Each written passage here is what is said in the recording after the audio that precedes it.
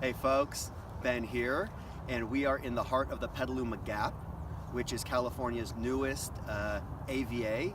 In January, it just became solidified, and so we wanted to check it out. And when it comes to Jackson Family Wines, you can't talk Petaluma Gap without talking Clouds Landing, and we're here with Scott Welch, who is the Vineyard Manager for Clouds Landing. How you doing? I'm doing great. Nice. Thanks so much for joining us. Probably warmer than me since you're used to being here, and I think it's like 8:30 right now. We've been out here for a while. The sun's out. I'm cold still. Is that what in the Gap? Is this the typical temperature we experience? What does a vineyard like this go through on a typical day? Yeah, here in the Gap, you typically have to dress in layers. It's going to be cold. It's going to be breezy any time of the day. You could run into that factor. Typically cold in the mornings, wind picks up, and you just start going from there. But it will heat up, and we have a beautiful climate here for ripening Pinot Noir and Chardonnay. I mean, it seems great. The sun's out. I mean, the sun stays out all day. We got lucky. There's no fog today, but usually heavy fog in the mornings. Yeah, typically most of the summer during the growing season, you'll start the day off foggy, and typically around lunchtime it'll blow out and then comes back in the evening. Nice. And like you said, I got my layers on. I'm still cold. The wind, is there a time of the season where it dies down? Or, I mean, how close are we to the coast? Very close. As the crow flies, not too many miles from the coast. You get the wind influence from San Pablo Bay, as well as the Pacific Ocean. So the wind comes from different directions depending on the time of year and what season you're in. And so, you can count on it being windy 12 months a year. Well, it seems pretty ideal for Burgundian varietals to be planted here. And so let's talk about Clouds Landing and this vineyard. How many acres and what do we have planted here?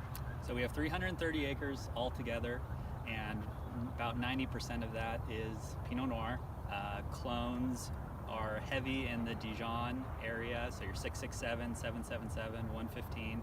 We also have some Swan, Calera, 828. So quite a variety of Pinot clones. Chardonnay, we have Clone 95 and High 20. Nice. And I know this vineyard's pretty young and you have this great clonal selection, so you're probably still seeing what clones really stand out. How old are these vines?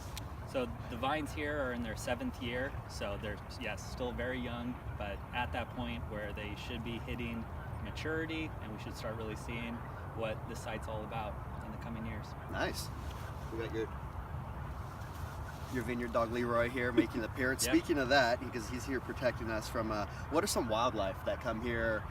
Anything here that helps you with the vineyards? Anything that is sort of holding you back? Sadly, most of the wildlife here holds us back, and that being birds are probably the major issue here. We also have tons of rabbits that are trouble for growing vine, or young growing vines, gophers, badgers, you name it. Things that like to dig up the soil and cause holes and create havoc. So, Roy's probably the only guy for the good out here. It sounds like lots of challenges. What other challenges, just site specifically, because I know you work in Russian River as well, is there anything that you find really challenging working on this property? Yeah, this property is challenging for a number of reasons. Some of the main ones are the soil profile. It's Diablo clay, so the moment it gets wet, it's very slippery, difficult to run machinery. It gets caught in your boots, so it's heavy, sticky, and it'll stay that way until late spring during a wet winter. We also have a system here where the vines are planted at a high density, so very dense spacing, so there's not a lot of wiggle room when you're running a tractor or driving a machine. You've got to be on the top of your game, or you're going to take out vines or take out rows or get stuck. So due to the soil and how we created the vineyard here, it's a high risk and hopefully high reward. Yeah, which is what we go for, right? Speaking of the soil and the heavy clay, we haven't been getting a lot of rain, but when we do, does that help? And does the soil retain water well? Absolutely. Last year, for a wet winter, we didn't have to start irrigation until almost the 4th of July. So it helps us to save on water that we're using out of our pond and any water that we have to use from our recycled water line. So it's a big help, because with a 5x4 spacing here, so you've got 2,178 vines per acre, and each one of those vines needs water. Yeah. And so the longer we can hold off on using our own water, the better. And so the clay definitely helps us out.